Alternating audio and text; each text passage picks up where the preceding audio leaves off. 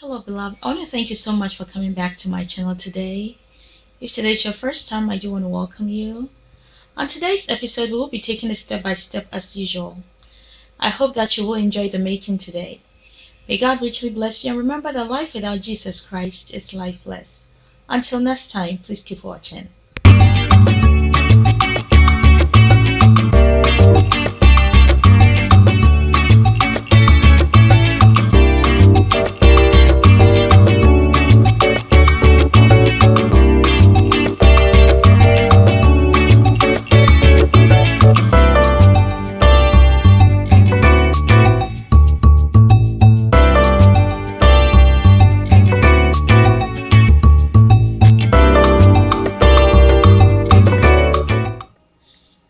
On today's episode, I'm going to show you how I make my Pinkaso recipe.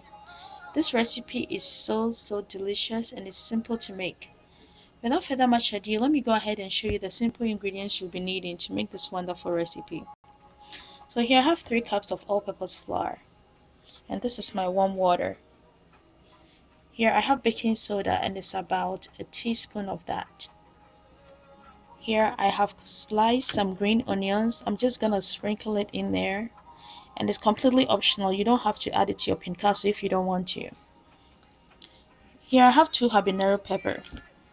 I have 1 pack of active dry yeast, which I'll be activating it in just a second. This is my salt. Here I have my fresh onions. I'm going to blend these ingredients. Since we are going to fry it, you need your oil. This is my blender. So if you are interested, please stay tuned and we take it step by step as usual. Please keep watching as we start. So the first thing we need to do is to blend our fresh ingredients, which is our habanero pepper and our onions. So since we need warm water to activate our yeast, I'm going to use some of the warm water to pour it in here and then blend it. Okay, try to use warm water if you can. So what I'm gonna be doing now is I will be adding my dry ingredients in here. Okay, so this will be the baking soda,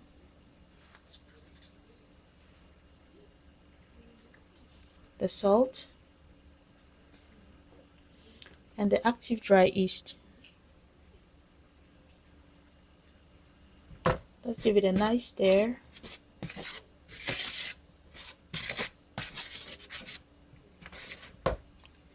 Next, I will be adding my blended fresh ingredients.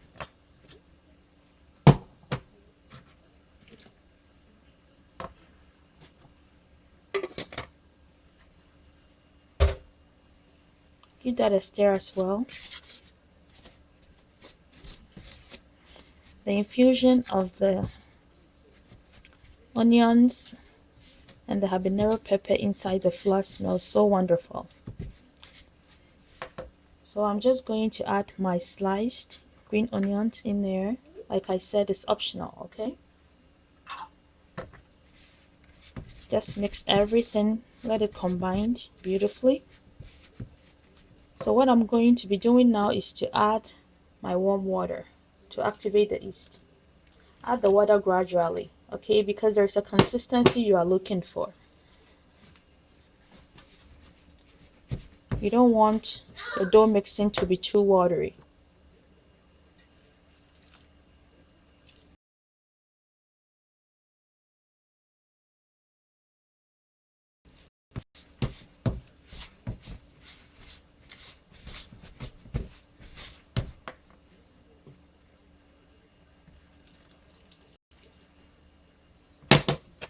Okay, so I have reached the consistency that I want. Okay, as you can see, it's not too watery and it's not too thick, but everything has mixed in there nicely.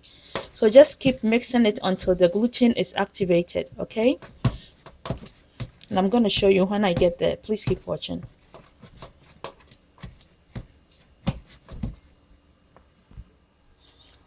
So as you can see, it has kind of gotten a little stretchy, okay? So this is what you want. The consistency is perfect right now. This is how we want it to be.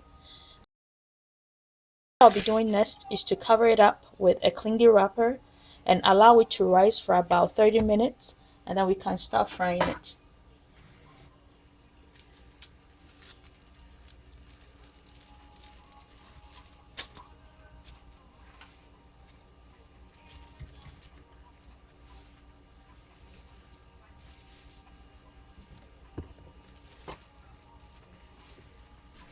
Let's just leave it to rest. We'll come so back now I'm going to check to see whether our Pinkaso has risen, and it looks like it has. Okay. So the bubbles tells us that it has risen. Okay. It looks really good. So I'm just going to mix it like this. Make sure everything is all mixed in before I start frying.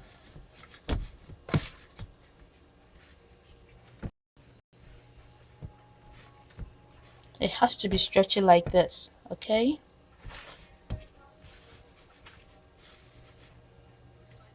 So I'm going to show you how I fried this, okay? So once you scoop your butter like that, you make a little hole in the middle of it, and then you drop it inside your oil.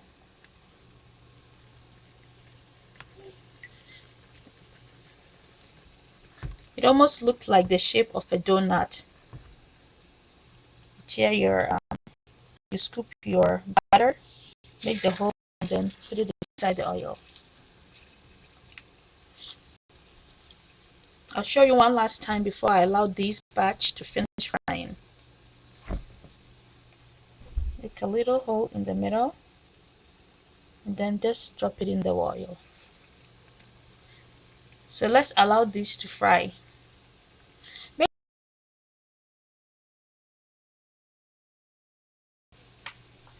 Make sure you have an extra water in the container that you dip your hand in there, because the flour is very sticky, okay?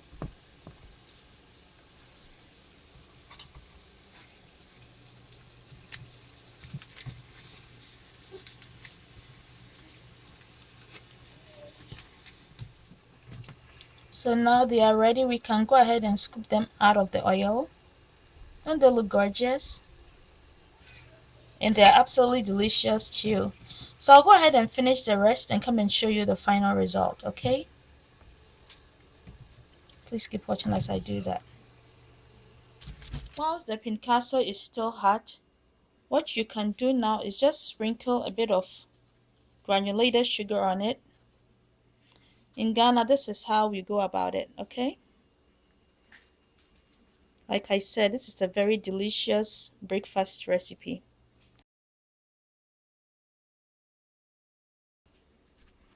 Make sure that you give this recipe a try and let me know all about it. So this is our Pinkaso recipe. I want to thank you all so much for staying tuned and learning how to make this delicious recipe.